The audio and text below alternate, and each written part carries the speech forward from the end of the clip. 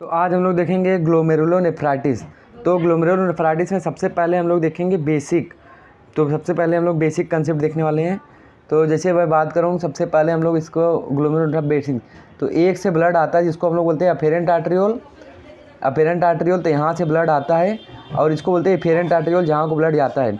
तो यहाँ पे होती है टप कैपिलरी, मतलब यहाँ पे कैपिलरी का गुच्छा होता है, जिसको हम लोग क्या बोलते हैं, ग्लोमेरुलस जिसको बोलते हैं हम लोग। अब यहाँ पे हो गया। अब उसके बाद यहाँ पे अपनी सेल्स होती हैं। यहाँ पे अपनी क्या होती है, सेल्स होती है। तो यहाँ पे अपनी क्या होती है, इसको स्ट्रक्चर ज़्यादा ध्यान नहीं देने का है। यहाँ पे अपना होता है विसरल सेल, ये विसरल सेल है। और यहाँ पे अपनी होती है पैराइटल सेल, और ये पैराइटल सेल होता है। ये विसरल और पैराइटल सेल मिला कर हम लोग क्या बोलते हैं, बाउमन्स कैप्सूल।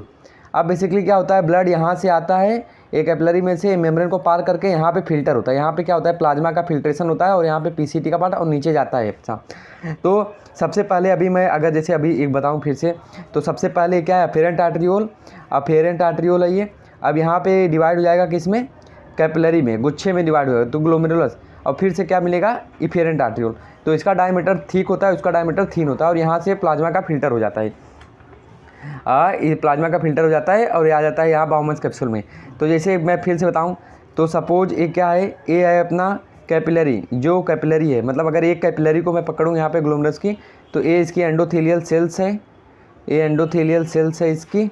और यहाँ पे क्या होती है, गैप होती है, इसको हम लोग क्या बोलते हैं, गैप।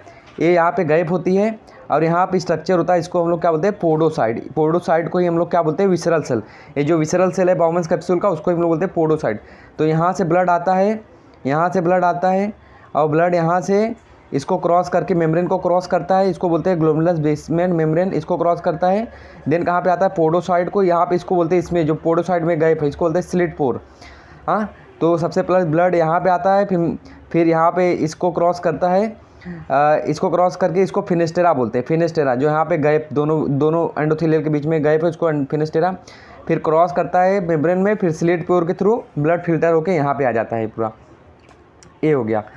तो मतलब यहाँ से ब्लड सबसे पहले आएगा सबसे पहले फिर फिनेस्टेरा, फिर मेम्ब्रेन क्रॉस करेगा, फिर स्लिट पोर को खराब करेगा, फिर यहाँ पे आएगा बाउमन्स कैप्सूल में। ये हो गया।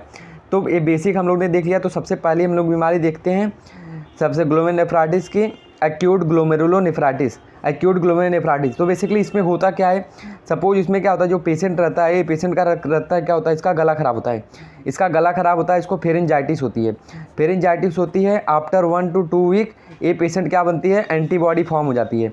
यही एंटीबॉडी क्या करती है, मेम्ब्रेन, जो ग्लोमेरुलस बेसमेंट मेम्ब्रेन रहता है, उसको क्या करती है, डैमेज करना चालू कर देती है, जिससे कौन सा सिंड्रोम हो जाता है, नेफ्राटिक सिंड्रोम, और किडनी खराब होने लगती है।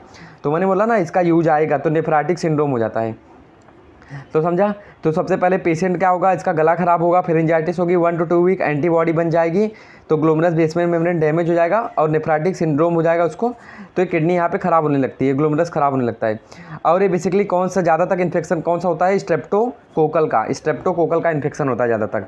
ये हो गया। अब इसके बाद हम लोग ये मोस्टली कॉमन कौन सा रहता है, 2 से 14 ईयर के पेशेंट में ये वाला अपना कॉमन होता है, उसमें अगर इसके बाद मैं बात करूँ, यहाँ पे अब ये एक्यूट है, तो यहाँ पे न्यूट्रोफिल बढ़ा हुआ मिलेगा, यहाँ पे न्यूट्रोफिल का क्या रहेगा, इन्फिल्ट्रेशन रहेगा। तो ये अपना पहला बीमारी हो गया।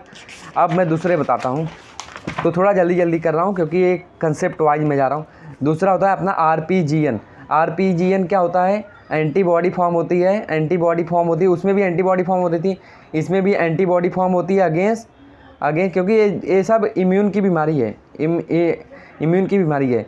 अगेंस्ट किसके फॉर्म होती है, अगेंस्ट ग्लोमेरुलर बेसमेंट मेम्ब्रेन, इसके खिलाफ क्या होती है, एंटीबॉडी फॉर्म होती है। तो इसमें भी नेफ्राटिक सिंड्रोम हम लोग को देखने को मिलता है, इसमें भी देखने को मिलता है। अब नेफ्राटिक सिंड्रोम मैंने बताया था H2O2P, तो जो नेफ्राटिक सिंड्रोम नहीं देखा है तो प्लीज़ एक बार नेफ्राटिक सिंड्रोम का वीडियो देख लेना। एंटीबॉडी फॉर्म होती है against the glomerulus basement membrane, और ये कभी होता है, ये भी कुछ अपना 2 से